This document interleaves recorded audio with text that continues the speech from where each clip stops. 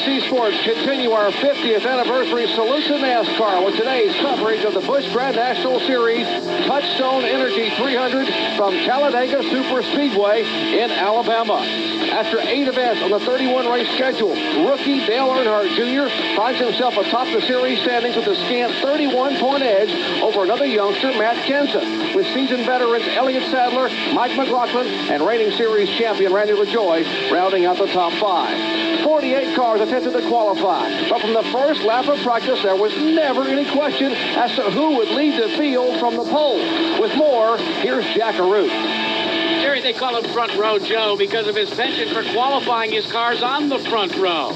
Now, Joe Nemechek is already a winner in the Busch Grand National Trail this year, winning at the Superspeedway in Daytona. But thus far, this will be his 3rd consecutive Talladega start from the front row, but he's yet to convert it to a trip to victory lane. In 1988, Magic Shoes Mike McLaughlin out of Waterloo, New York, won NASCAR's National Modified Driving title. He took that under his arm and went Busch Grand National racing.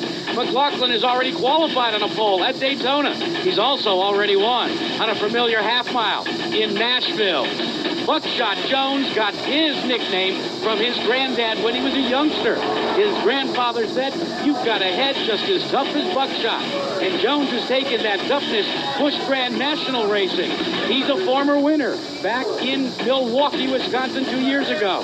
The number he carries on his car, appropriately double aught. Normally, when you take the family car out on a Friday or a Saturday, it's to go on a hot date or to a movie. For young Dale Earnhardt, as the command to fire engines begins, it means that he's going to take a trip around the speedway at speeds close to 200 miles an hour. Earnhardt makes his 18th career start today, but he's already won. That coming in his 716th start at Texas. Now, what do these 4 guys have in common? They've enjoyed the adulation and the attention of qualifying up front. For them, this week at Talladega's been a dream. For others, Bill Weber, it's been a nightmare. Absolutely, Jack. The green flag hasn't fallen here yet, but this race has already begun. In fact, it started on Thursday, and this bunch is already behind. It's been a season of no joy for Randy LaJoie. No wins, no seconds, no thirds, no pole, no laps led. But he's 5th at points and was 5th at Daytona. Right now, he's 23rd. Jeff Purvis was 3rd here Thursday afternoon, but tied for last Friday morning after his stocks failed post-qualifying inspection. Full start 26th. Elliott Sadler's speed would put him 17th in the field, but it came a day late because he exploded a rear end here Thursday on his warm-up lap and never posted a time. It cost him 10 precious starting positions. Mark Martin is the all-time leader in Busch victories. He was just flat slow Thursday, and today rolls off way back in 34th.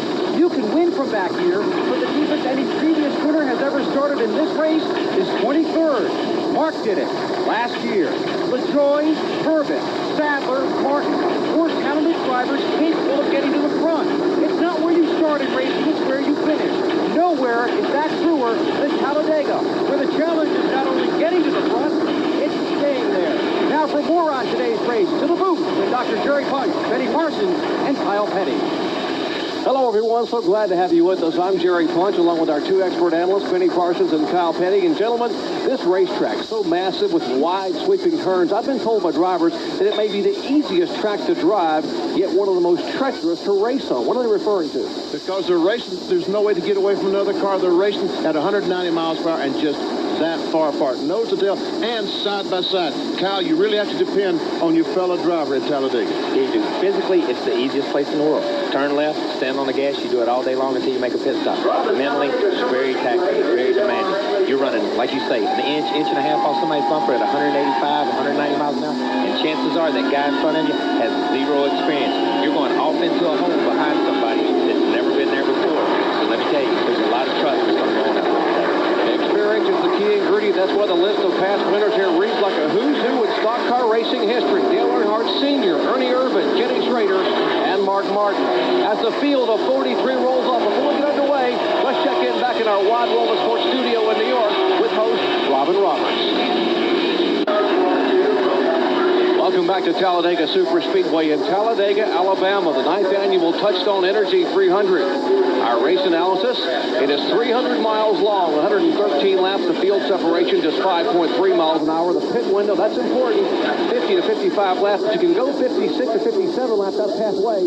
You maybe can make it on one stop. Our track description is the largest in all of NASCAR, 2.66 miles around this tri-oval. The front stretch, 4,300 feet long. The back straightaway, 4,000 feet.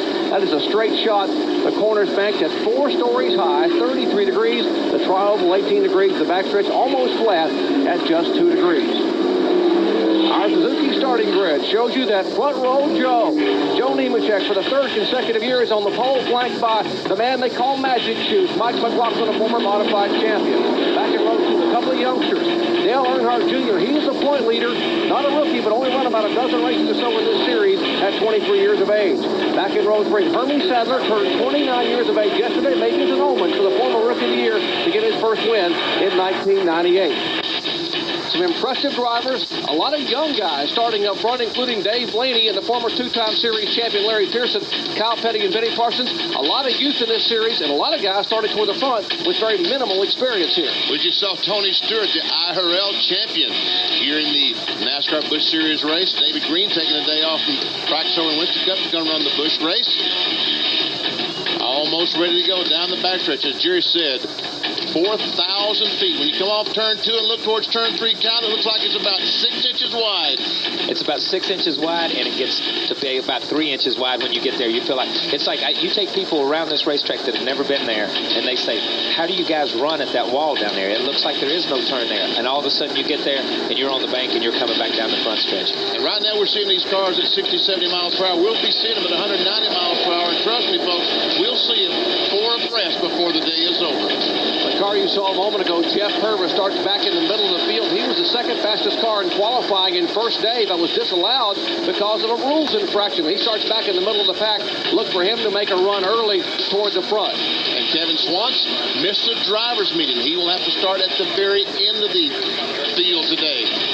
Jason Keller, Dale back there. Dale Fishline. Sometimes crew chief, sometimes Busch Series driver.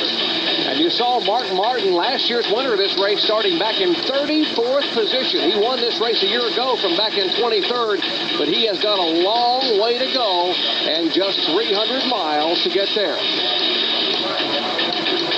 And some guys have a long way to go home. I told you there were 48 cars here to qualify. Here are the guys or girls who missed the field. Patty Maurice did not qualify. Doug Reed, Rick Wilson, Mark Day, and veteran Robert Presley.